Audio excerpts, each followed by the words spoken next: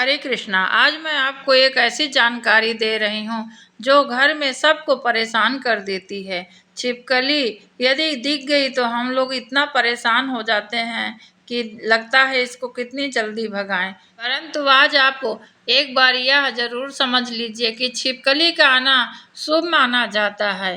काली छिपकली यदि आपके घर में है तो वो नकारात्मक ऊर्जा को प्रदान करती है, परंतु यदि दूसरी छिपकली आपके घर में है तो इसे शुभ संकेत मानते हैं। माँ लक्ष्मी का प्रवेश होता है, उसके पहले छिपकलियां दिखती हैं। यदि आपके घर पूजा के जगह में छिपकली हो तो उसे कभी मत भगाइएगा।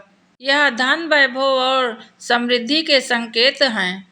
विशेषकर यदि शुक्रवार के दिन दिखाई दे तो माँ लक्ष्मी की कृपा का संकेत माना जाता है। परंतु छिपकली का कई शुभ और अशुभ दोनों बतलाया गया है। आज विशेष करके मैं इसके ऊपर ही बात करने वाली हूँ। वीडियो को लास्ट तक अवश्य देखिए। कुछ लोगों का मानना है कि जो छिपकली होती हैं वो हमारे पूर्वजों का ही प्रतीक है और उन्हें चोट पहुंचाना अशुभ माना जाता है। यदि तुलसी के पौधे में चढ़ी हुई छिपकली आप देखते हैं तो इसको भी माँ लक्ष्मी की कृपा मानना चाहिए। छिपकली को कभी जमीन पर चलते हुए देखना अशुभ माना जाता है। यदि दीवार पे चढ़ी है और चल रही है तो उसको शुभ संकेत मानना चाहिए। अगर जमीन पर चल रही है तो इसे कलयुग का प्रभाव मानते हैं। यदि आपके ऊपर धोखे से कहीं दरवाजे के आसपास जा रहे हैं और गिर गई आपके ऊपर, इसको भी अशुभ संकेत माना जाता है। और यदि मरी हुई छिपकली आपके दरवाजे के आसपास पड़ी है वो उसको भी अशुभ संकेत मानते हैं। लोग मानते हैं कि इससे अशुभ कुछ हो सकता है हमारा।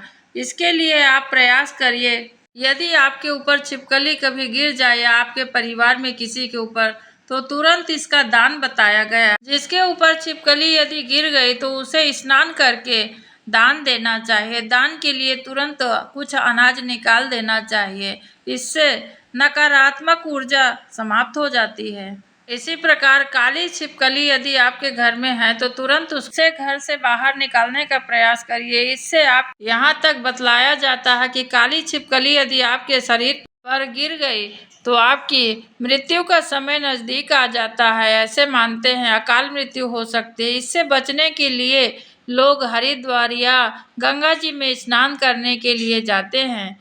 अगर नॉर्मल छिपकली आपके ऊपर गिर गई तो उससे कोई बुरा प्रभाव नहीं होता। स्नान करके दान करके वो समाप्त हो जाता है दोष। इसी प्रकार यदि बिल्ली रास्ता काट जाती है तो कुछ लोग बड़ा अशुभ मान के डर के मारे आगे बढ़ते तक नहीं हैं। परंतु बिल्ली का रास्ता काटना भी दो संकेत माना जाता है। एक तो बिल्ली जाती है रास्ता काट देती है तो लोग कहते हैं अशुभ, तो वो भी मानते हैं कुछ लोग। परंतु जो शास्त्र को थोड़ा बहुत जानकार हैं वो लोग कहते हैं कि ये बिल्ली राहु देवता का जो है वाहन है और जब सामने से राहु देवता निकलते हैं तो आपको आशीर्वाद प्रदान करके जाते हैं। जो घटना होने वाली होती है आपको वो सब समाप्त हो जाती है। यदि हम अपने मन में इस तरह की निगेटिविटी बैठा लेते हैं तो हमारे साथ वैसे ही घटना घटने लगती है।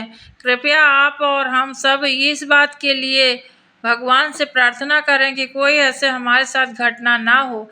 इसलिए बिल्ली का या किसी प्रकार का शुभ अशुभ के बारे में ज़्यादा विचार नहीं करना चाहिए। सिर्फ कहीं भी यात्रा करने जाते हैं आप तो भगवान श्री राम का नाम लीजिए या जो भी आपके देवी देवता हैं उनका नाम ले लीजिए। जो भी अशुभ होने वाला होता है वह सब समाप्त हो जाता है। कलयुग में तो श्री राम जी के भक्त हनुमान जी का बड़ा प्रभाव बताया गया है।